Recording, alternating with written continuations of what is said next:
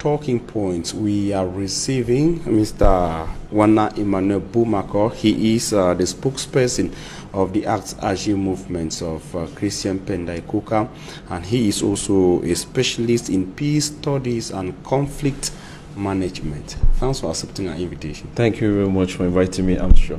It's actually the first time I'm having you on set. Yes, it's a pleasure for me being here to discuss about the issues concerning our country. I was reading through your Facebook handle when I got interested in some of your write-ups. One first had to do with the conflicts in the northeast and southwest regions of Cameroon, and wherein you tried to outline why people should not be surprised with the fact that the conflict was picked or tipped to be one of the most neglected conflicts around the world. Can you explain that further? Yes, since the Anglophone Crisis started, we're getting to 4 years, but the armed conflict is 3 years old now, yeah. And the consequences, the impact has been very deplorable, with more than 3,000 people dead. Indeed. And more than 500,000 people displaced in and out of the country.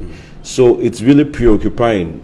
Normally when an international crisis happens like that, it calls for international concern, because they want to curb and assuage the humanitarian of that magnitude. Yes, the humanitarian disaster. Yes, because it can spill over to other countries in the region, and it can destabilize the region. So we live in a global village today, where when something happens in one country, it affects the other people, because many people trade from different countries. We are in a digital economy, and people are working from distant places and trading. When something is happening, when there's a humanitarian crisis happening, the international community is very concerned and wants to see how this crisis can be ended.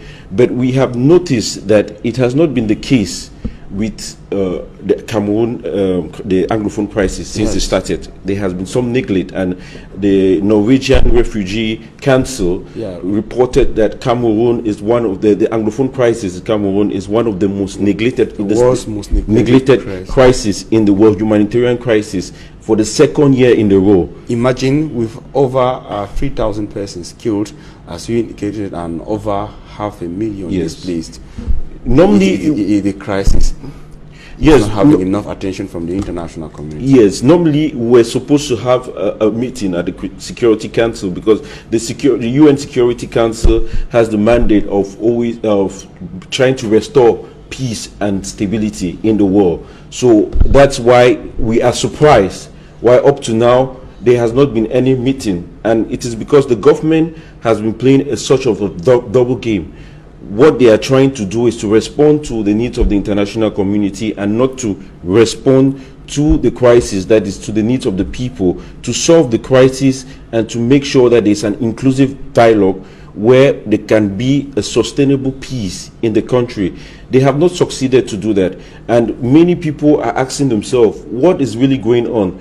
We have seen how the crisis has escalated onto people. I don't know why people are surprised that like last week we saw the video of a woman who was slaughtered on the road, and people think that it's something unusual, but these are things that people have been living in the northwest and southwest regions for the past 2 years now, and it was enough to draw the full attention of the international community. Yes, the international community has not yet been concerned, because we have not seen the international community holding sanctions against the regime, because the government, the Biya regime, has the responsibility to protect its people, and when it fails to do that, the international community has, in one way or the other, need to come and constrain the government to hold a talk to solve the conflict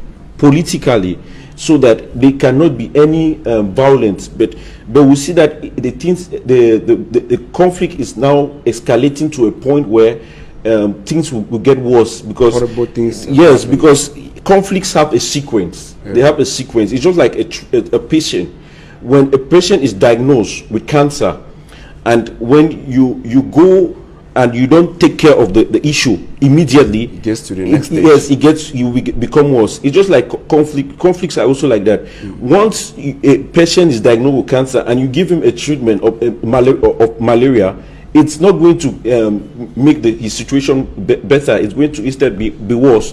So that's why the measures that the government has taken since this crisis started 4 years ago has only aggravated the conflict.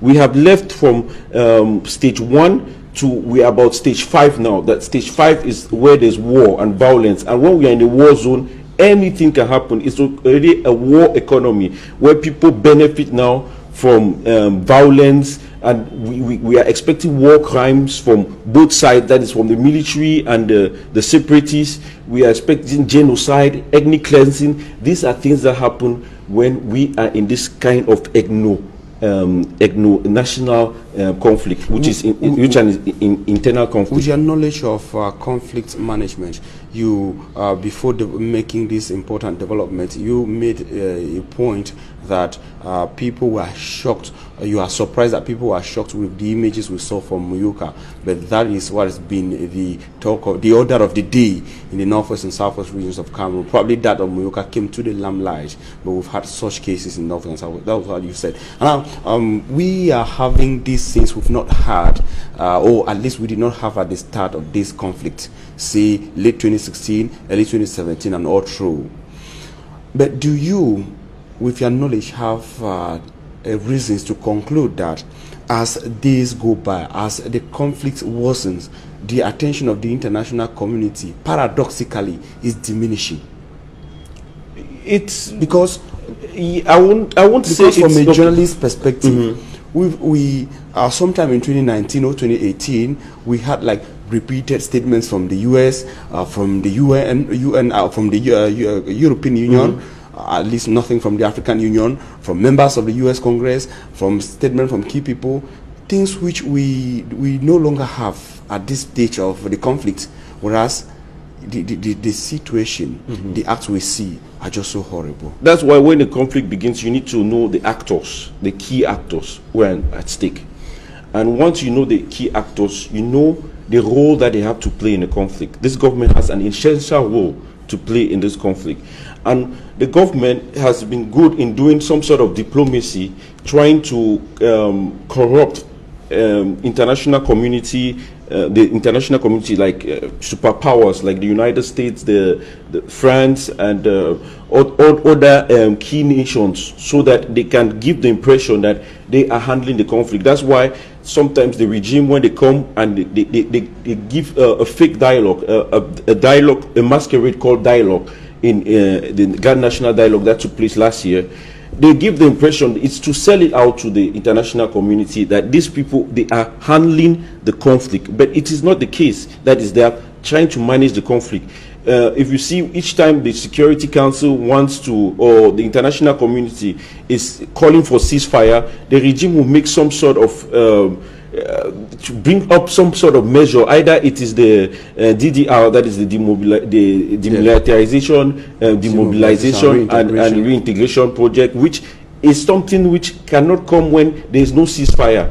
DDR is effective when there is a ceasefire, and this ceasefire must be negotiated by both sides. This is what they call in conflict management the de-escalation phase, where there is pre-negotiation between the belligerent parties, because you make peace with war makers, not with peacemakers.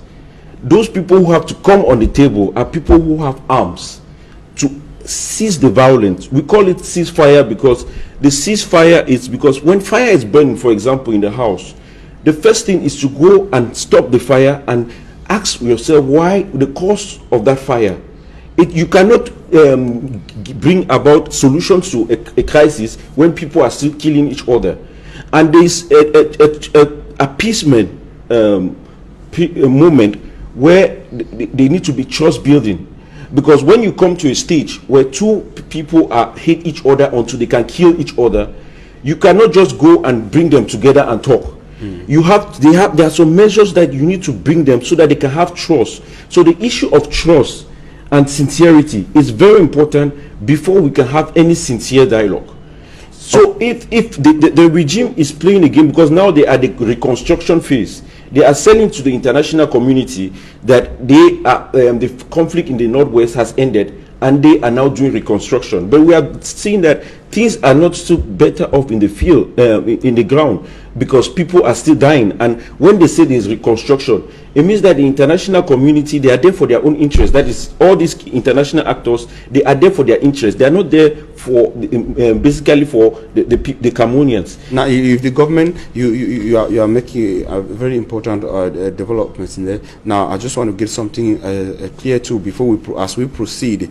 If the government has actually come out with a couple of these measures, the DDR you talked about, the PPRD, that's the presidential plan for the reconstruction and development, the organization of the major national dialogue, the release of prisoners. Government officials will say these are the measures that facilitated what the government itself sees a greater level of return to normalcy in the northern and southwest regions of Cameroon. But you see these measures are fake, and you also said the government bribes the international community.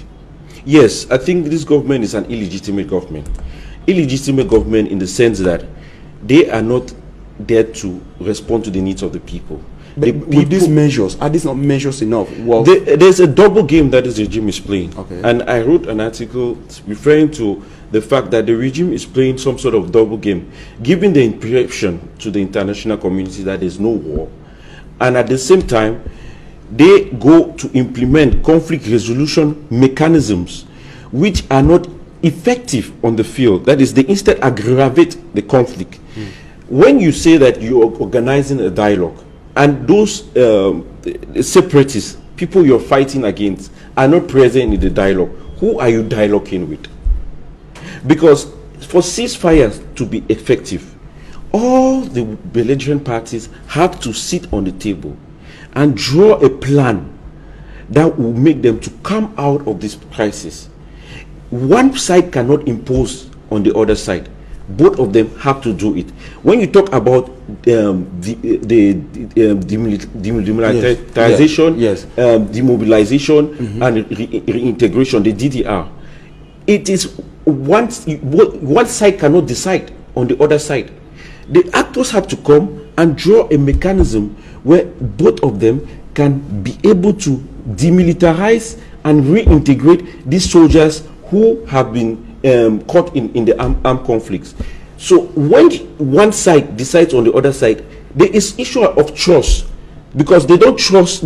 I cannot shoot you one day and I come to you and I say that let's make peace, and you just accept like that. We need to find some way that I can trust this man in order to bring in some sustainable peaceful solutions in the country. But it has not been the case. When you talk about reconstruction, who is going to do the reconstruction in a war zone when there is no ceasefire? Ceasefire is the first step for any peaceful dialogue or for any peaceful process to begin. If there's no ceasefire, as I said, when a house is burning, fire is there. The first thing is to quell the fire and to see what caused the fire. And when you don't do that, all those measures that they are taking, we have seen that they are not effective. If both parties understand the importance of ceasefire for peace, for any peaceful measure to work successfully in these regions, and if they both understand the importance of a ceasefire, and at this point in time we've not had a general ceasefire in the regions concerned, who is then to be blamed? I will first blame the government, because it's the government that started this conflict.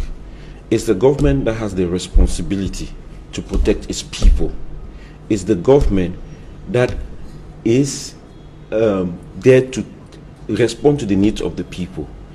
The government has to be humble enough to say that it is because of them we are in this crisis, and has to go out to all Cameroonians, bring them on the table, and say, let's discuss on how we can go out, we can end this crisis.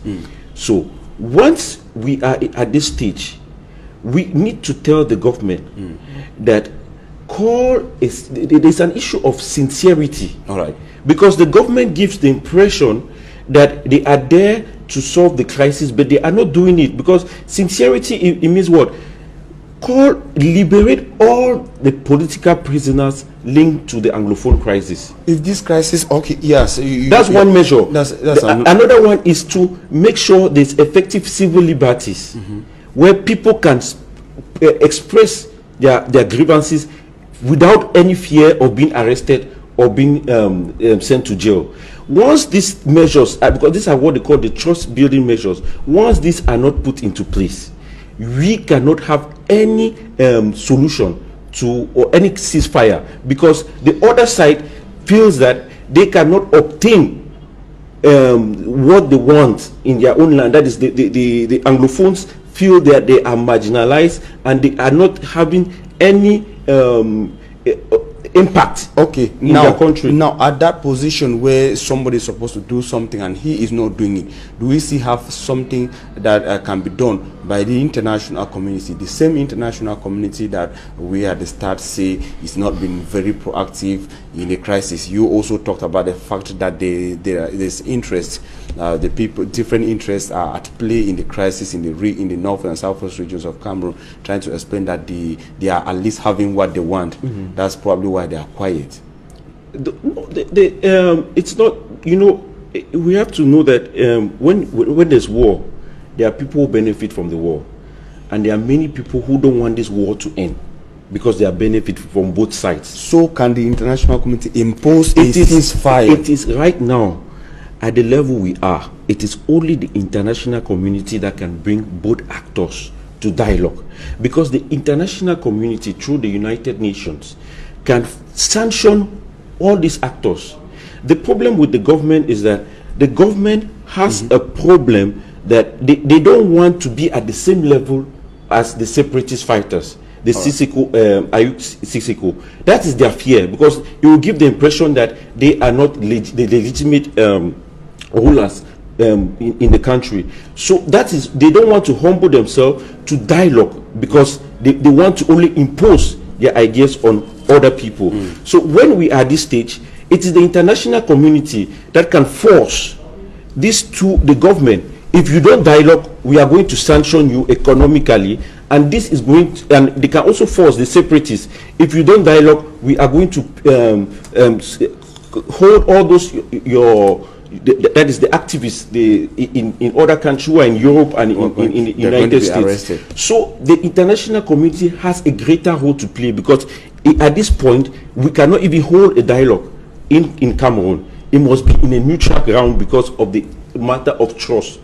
And if we cannot do that in Cameroon, one nation, either the United States, even France or Britain or the United Nations, can come and now demand that these two actors should come and dialogue on the table. Thanks very much, Mr. Wanah Immanuel BUMAKOR. You are a specialist in peace studies and conflict management, and the spokesperson of AG, Movement of Christian Pendaikoka. Yes. We are very grateful. It was an interesting chat. Yeah, thank you very much. Ladies and gentlemen, to you, we say thank very much for your kind attention. Stay with Equinoxe Television. Interesting programs continue.